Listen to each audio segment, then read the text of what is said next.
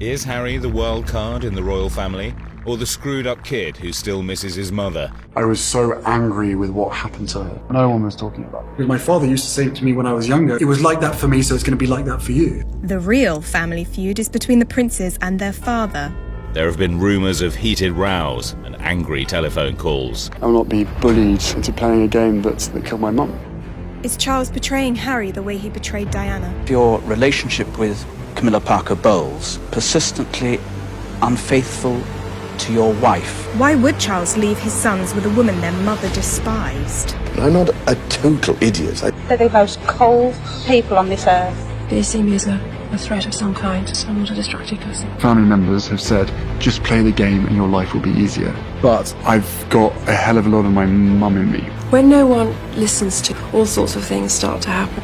If he's provoked, he can fly off the handle. In a fit of temper, Harry hit a photographer outside a London nightclub. It's another right royal mess. And once again, it's Prince Harry who's in the firing line. Do you now expect this issue to go away? Would have been nice if it did. My father always stopped taking my calls. What do you think your mom would say? William was 15 and Harry almost 13 when they walked behind their mother's coffin in view of the watching world. Before I knew it, I found myself, with a suit on and with a black tie, and I was part of it. At that point, I was still in shock. Disbelief, refused to accept it. I was outside of my body and just walking along doing what was expected of me. Showing 1/10 of the emotion that everybody else was showing. It's not so much a job as a way of life. And above all else, I think the important thing is to serve this country. The boy had lost a mummy who he absolutely adored, and he has been thrust onto the world stage. Heartbroken, Harry couldn't understand why Charles wasn't fighting for Diana. One of the feelings that comes up with me always is the helplessness. Being too young to be able to help your mother. Was anybody talking about it around? No one was talking about it. They are coping extraordinarily well. My father used to say to me when I was younger, it was like that for me, so it's going to be like that for you. Just days after their mother's funeral, Charles left his grieving sons in the hands of their nanny, Tiggy. Diana used to get really annoyed with Tiggy because she felt Tiggy wasn't looking after the boys properly, and she let Harry abseil down a rock without a protective helmet, and she was furious. She loathed Tiggy. Why would Charles leave his sons with a woman their mother despised? Left alone with his grief, Harry bottled things up. If I think about her, then it's going to bring up the fact that I can't bring her back. And I didn't have anyone to turn to. The family, they very much have this mentality of, this is just how it is. Pain that is not transformed ends up coming out in all sorts of different ways. I was willing to drink, I was willing to take drugs, I was willing to try and do the things that made me feel less like I was feeling. I would probably drink a week's worth in one day on a Friday or a Saturday night. He has veered off the rails because he hasn't had the father figure there all the time when he's needed him. Still reeling from Diana's death, Harry hit a breaking point. I was so angry with what happened to her and the fact that there was no justice at all. She was very much still alive on the back seat. And those people that caused the accident, instead of helping, were taking photographs of her dying on the back seat. Every single time I hear a click, every single time I see a flash, it takes me straight back. He's on a short fuse most of the time, and if he's provoked, he can fly off the handle. In a fit of temper, Harry hit a photographer outside a London nightclub. Charles scarcely knows what to do about his younger son's behaviour. There have been rumours of heated rows and angry telephone calls. Family members have said, just play the game and your life will be easier. But I've got a hell of a lot of my mum in me. Diana had never been one to follow the rules either.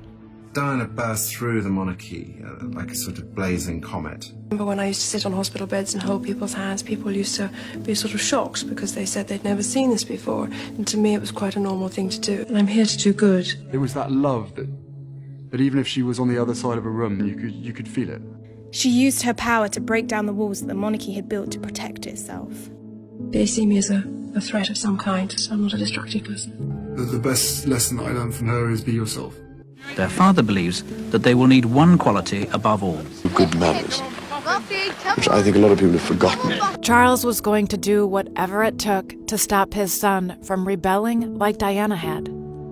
Aged 20, his father handed him over to the Sandhurst Military Academy. The regime here is unforgiving. Many of the cadets who turn up have been used to working for 4 hours a day and sleeping for 20, and our aim is generally to reverse that cycle.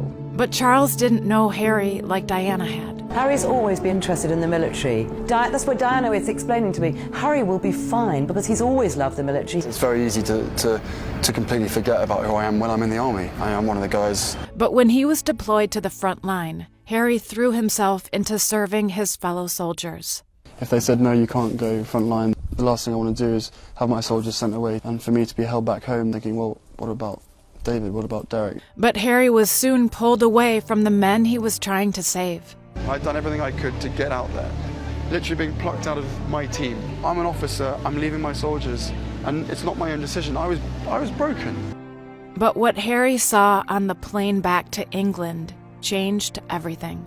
And while I'm sitting there, I look through the curtain in the front, and there's 3 of our lads wrapped up in plastic, missing limbs. And I suddenly thought to myself, people don't get to see this. Harry realized to truly be like his mom, he had to stop lashing out and start fighting for others. My mum clearly taught me a certain set of values, of which I will always try and uphold. The now 31-year-old royal dedicating himself to supporting wounded warriors and his mother's legacy. These people are role models, and they need to be celebrated more amongst society. But when he fell for an outsider, Meghan Markle, all the pain he thought he'd left behind came rushing back. His great fear now that his wife is subject to the same pressures as his mother was. All of a sudden, all of this grief that I'd never processed started to come to the forefront. I really regret not ever talking about it. For the first 28 years of my life, never talked about it. I knew that if I didn't do the therapy and fix myself, that I was going to lose this woman who I could see spending the rest of my life with. And when Harry became a new dad, he was desperate to protect his son. So he reached out to Charles one last time. Meghan Markle and baby Archie, favorite targets of ruthless media. What will the royal family do? What I was seeing was history repeating itself. My father always stopped taking my calls. I feel really let down, and Archie's his grandson. And when Charles didn't step up, Harry had only one choice to help Archie. Isn't this all about breaking the cycle? That whatever pain and suffering has happened to you that you don't pass on? That was one of the biggest reasons to leave. I know that it's my responsibility and my duty to break that cycle. What it had come to, that I would step my family back from all I have ever known, to take a step forward into what I hope can be a more peaceful life. I will always protect my family, and now I have a family to protect. Prince Harry is carrying on his mother's legacy in his new life away from the royals, dedicating his time to serving others through his new non-profit company, Archwell. But by breaking the cycle, Harry created a brighter future not just for his son, but for many others as well. I hope that a lot of my mother's talents are shown in a lot of the work that I do. I have no doubt that my mum would be incredibly proud of me. I'm living the life that she wanted to live for herself, living the life that she wanted us to be able to live. Now I'm in a place where I feel as though I should have been years ago. We've got a beautiful little boy and then another little baby girl. I never dreamt that. I'm on my way to having healed that part of my life. Those younger years, I'm still the person that I was, but I'm just a better version of that.